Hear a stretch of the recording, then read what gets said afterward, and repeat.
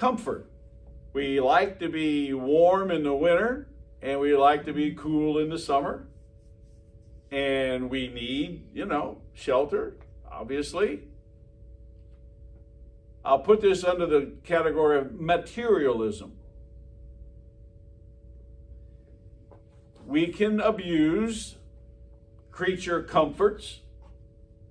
I guess I need a coat, but do I need a $500,000 fur coat? Again, I'm not going to tell you what to do in this area, but think about it. What is your relationship with things? Some people always have to be buying stuff. They always have to have more and more, and there's never an end to it. Sometimes when people pass away and you go to clean out the house, it's like, holy cow. They had so much stuff, it's like so many things they never needed. Just ponder that. What is your relationship with things, with materialism? Is it a little bit overboard? Could you be a bit more generous? There's certainly a lot of people in the world who can be helped out. And I know you can't solve all the things of poverty and all that, and I understand all those things. But you've got the most selfish guy in the world on one end, and you've got Mother Teresa of Calcutta on the other end. I would try to be more like Mother Teresa and less like the billionaire. If you make that your goal, you'll be improving. How do you feel about when they give $240 million to a quarterback? It's good work if you can get it. Ridiculous. Yeah.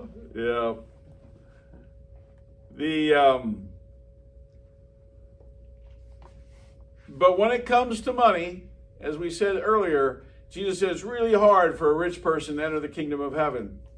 Why is that? Because they tend to trust in money. We even wrote on our money, didn't we? In God we trust. Yeah. We wrote that on money. Whoever came up with that, they got it. They understood. People tend to trust the money. People tend to trust the bank account.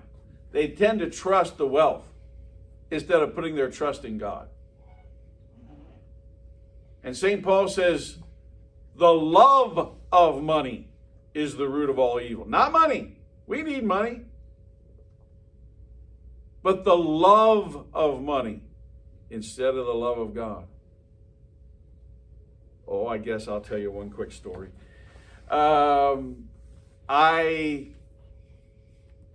It was the most blatant example of the love of money I've ever run across. I was buying shrimp for a dinner for the mentally handicapped that we were doing at Shelby Hills in Sydney, Ohio, about 45 years ago. And I was in charge of the Christmas dinner, and I wanted to feed them very nicely, and I was going to have a shrimp cocktail for my appetizer, but I was on a small budget, and I was trying to get them cheap, and there was a guy out selling shrimp from a van. It was called the Shrimp Man, and he was parked in front of Kroger's in the parking lot. And it was late Saturday afternoon. I was his last customer, and I bought a 5-pound box of shrimp cocktail. And I was telling him how expensive shrimp is. And he said, I've got 2 shrimp boats down in Florida. I've got 4 employees I got to pay. He said, I got to pay all the bills for those boats. He said, I spend 18 hours a day on the road. I drive up here and I sell this stuff. He said, I work so hard. And he said, I worked so hard, my wife divorced me and took the 2 kids because I'm never home. There's one where the career destroyed the marriage. And he said, I should be charging a lot more for this. Well, he sure had a sad song. And you know what I always tell people? I told him, I said, friend, I said, you need Jesus.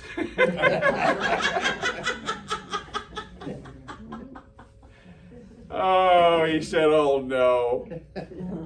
He said, you're not one of those stupid hillbillies from Tennessee who believes in Jesus. I said, well, I'm from Ohio and I'm college educated, but I do believe in Jesus.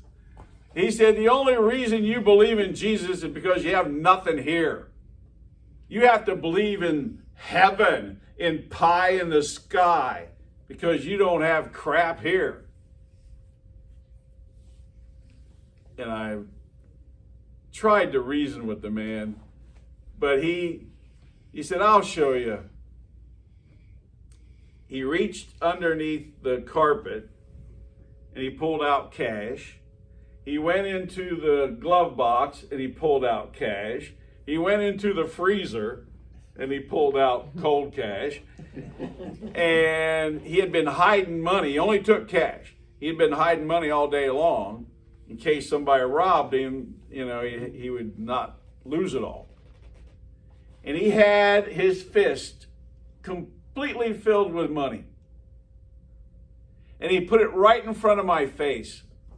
He said, right there is my God. He said, that's a real God with real power, not like your fake God. Did he make it home that night? I said, I don't think your God is so powerful. I said, can your God get you the love of your wife? Oh, baby.